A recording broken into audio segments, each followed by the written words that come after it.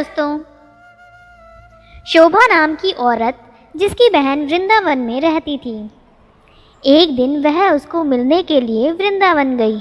शोभा जो कि काफ़ी पैसे वाली औरत थी, लेकिन उसकी बहन कीर्ति जो कि वृंदावन में रहती थी ज़्यादा पैसे वाली नहीं थी, लेकिन दिल की वह बहुत अच्छी थी। यह कह सकते हैं कि दिल की वह बहुत अमीर थी। उसका पति मिट्टी के घड़े बनाने का काम करता था। शोभा काफ़ी सालों बाद अपनी बहन को मिलकर बहुत खुश हुई, लेकिन उसमें थोड़ा सा अपने पैसे को लेकर घमंड भी था। वो कीर्ति के घर हर छोटी बात पर उसकी चीज़ों में नुस्ख निकालती रहती थी, लेकिन कीर्ति जो थी उसको कुछ न कहकर बस यही कह देती, जो बिहारी जी की इच्छा। लेकिन शोभा हर बात में उसको नीचा दिखाने की कोशिश करती। कीर्ति ने अपनी तरफ से अपनी बहन की आव भगत में कोई कमी नहीं छोड़ी। उसने अपनी बहन का पूरा ख्याल रखा। उसने उसको वृंदावन के सारे मंदिर के दर्शन कराए और उनकी महिमा के बारे में बताया। शोभा यह दर्शन करके खुश तो हुई और उसने महिमा भी सुनी, लेकिन उसका इन चीज़ों में इतना ध्यान नहीं था। बस दर्शन करके वापस आ गई। उसको वृंदावन में रहते हुए काफ़ी दिन हो गए। एक दिन वह अपनी बहन से बोली कि कीर्ति, अब बहुत दिन हो गए तेरे घर को रहते हुए, अब मुझे अपने घर को जाना चाहिए। तो कीर्ति थोड़ी सी उदास हो गई और बोली, बहन कुछ दिन और रुक जाओ। लेकिन शोभा बोली, नहीं, काफ़ी दिन हो गए मुझे आए हुए। घर में मेरा पति और बच्चे अकेले हैं, उनको सास के सहारे छोड़कर आई हूँ। अब मैं फिर कभी आऊँगी। जब शोभा वापस जाने लगी तो कीर्ति जो कि शोभा की बड़ी बहन थी, उसने अपनी छोटी बहन को उपहार स्वरूप मिट्टी का घड़ा दिया।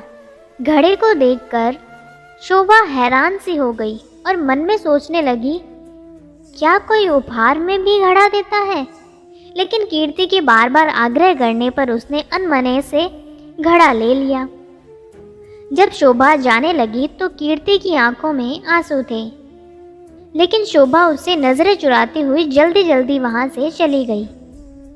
सारे रास्ते शोभा यही सोचती रही कि मैं घर जाकर अपनी सास और पति को क्या बताऊंगी कि मेरी बड़ी बहन ने मुझे घड़ा उपहार के रूप में दिया है।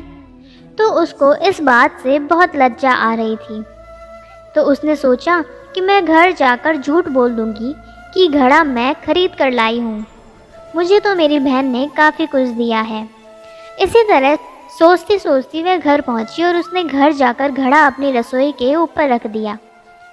उसको मन में बहुत ही गुस्सा आ रहा था कि मेरी बहन क्या इस लायक भी नहीं थी कि छोटी बहन को कुछ पैसे उपहार में दे सके। एक घड़ा सा पकड़ा दिया। अब उसको अपने घर आए काफ़ी दिन हो गए। गर्मियों के दिन थे, तभी उसके गांव में पानी की बहुत दिक्कत आने लगी। कुएं में, नदियों में पानी सूख गया। उसके गांव के लोग दूर दूर से पानी भरकर लाते थे। पैसे होने के बावजूद भी शोभा को पानी के लिए बहुत दिक्कत हो रही थी। एक दिन शोभा बहुत दूर जाकर उनसे पानी भर रही थी। वहाँ पर और भी औरतें पानी भरने के लिए आई हुई थी। तो जल्दी पानी भरने की होड़ में धक्का मुक्की में शोभा का घड़ा टूट गया। शोभा दूसरी औरतों पर चिल्लाने लगी, यह आपने क्या किया? बड़ी मुश्किल से तो मैंने पानी भरा था, आप लोगों ने धक्का मुक्की करके मेरा घड़ा तोड़ दिया है। अब वह उदास मन से घर को आई। अब उसके पास कोई और दूसरा बर्तन भी नहीं था पानी भरने के लिए। तभी अचानक उसको अपनी बहन के दिए हुए घड़े की याद आई। तो उसने रसोई के ऊपर से घड़ा उतारा और फिर चल पड़ी बड़ी दूर पानी भरने के लिए। जब कुएं पर पहुंची, अभी भीड़ कम हो चुकी थी। वह घड़े में पानी भरकर घर लाई। तभी उसका पति खेतों से वापस आया। गर्मी अधिक होने के कारण वह गर्मी से बेहाल हो रहा था और आकर कहता, शोभा क्या घर में पानी है? क्या एक गिलास पानी मिलेगा? तो शोभा ने कहा, हाँ मैं अभी भरकर लाई हूँ। तभी उसने उस घड़े में से एक गिलास पानी भरकर अपने पति को दिया। गले में से पानी उतरते ही उसका पति एकदम से उठ खड़ा हुआ और बोला, यह पानी तुम कहाँ से लाई हो? तो शोभा एकदम से डर गई कि शायद मुझसे कोई भूल हो गई है। तो उसने कहा, क्यों, क्या हुआ? तो उसने कहा, यह पानी नहीं है तो अमृत लग रहा है। इतना मीठा पानी तो आज तक मैंने नहीं पिया। यह तो कुएं का पानी ही नहीं लग रहा है, यह तो लग रहा है किसी मंदिर का अमृत है। तो शोभा बोली, मैं तो कुएं से ही भरकर लाई हूँ, यह देखो। घड़ा भरा हुआ। उसके पति ने कहा, यह घड़ा तुम कहाँ से लाई थी? उसने कहा, जब मैं वृंदावन से वापस आ रही थी तो मेरी बहन ने मुझे दिया था। यह सुनकर उसका पति चुप हो गया। अब शोभा का पति बोला कि मैं थोड़ी देर के लिए बाहर जा रहा हूँ, तब तक तुम भोजन तैयार करो। तो शोभा ने उसे घड़े के जल से दाल चावल बनाए। घड़े के पानी से दाल चावल बनाने से उसकी खुशबू पूरे गांव में फैल गई और गांव के सब लोग सोचने लगे कि आज गांव में कहाँ उत्सव है जो इतनी अच्छी खाने की खुशबू आ रही है। सब लोग एक एक करके खुशबू को सूंघते हुए शोभा के घर तक आ पहुँचे। साथ में उसका पति भी था।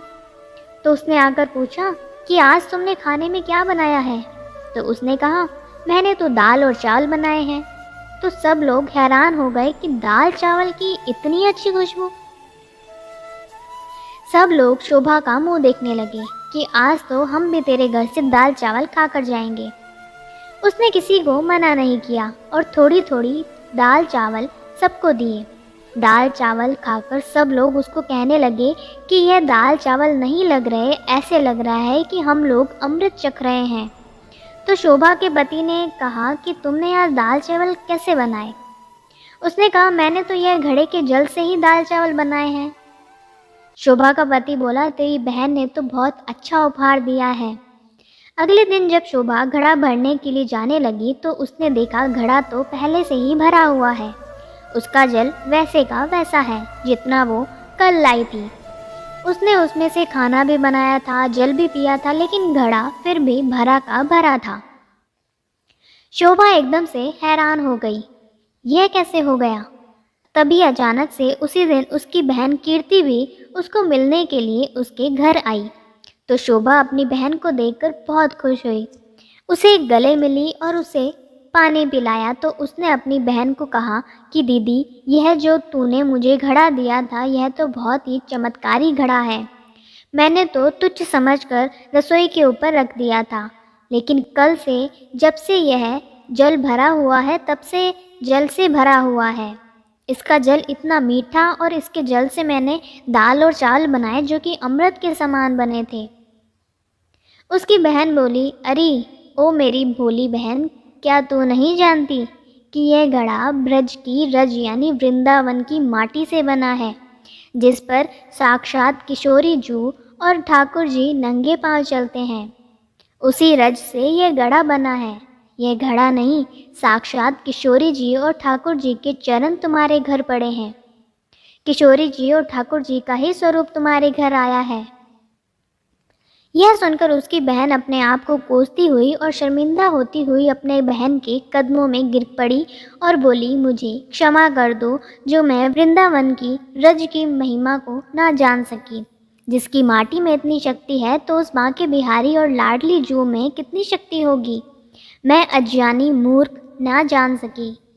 मुझे ब्रज की रज की महिमा और उसकी महत्वता का नहीं पता था, मुझे क्षमा कर दो। तो उसकी बहन उसको उठाकर गले लगाती हुई बोली कि बहन, किशोरी जी और ठाकुर जी बहुत ही करुणा अवतार हैं। तुम्हारे ऊपर उनकी कृपा थी जो इस घड़े के रूप में, इस रज के रूप में तुम्हारे घर पधारे। शोभा बोली, बहन, तुम्हारे कारण ही मैं धन्य हो उठी हूँ, तुम्हारा लाख लाख धन्यवाद। यह कहकर दोनों बहनें आंखों में आंसू भर एक दूसरे के गले लगकर रोने लगी। कहानी अच्छी लगी तो लाइक बटन को दबाना ना भूलें। आपके साथ और सहयोग के लिए मैं आप सभी का दिल से धन्यवाद करती हूँ। फिर मिलेंगे दोस्तों एक नई कहानी के साथ। तब तक के लिए हंसते रहें, मुस्कुराते रहें, अपना ख्याल रखें और इसी तरह हमारे साथ जुड़े रहें। धन्यवाद। अगर आपको ये कहानी अच्छी लगी और इससे कुछ सीख मिली तो चैनल को सब्सक्राइब ज़रूर करें। आपका एक सब्सक्राइब हमें इसी तरह से नई नई कहानियाँ आपके लिए लाने के लिए प्रेरित करता है।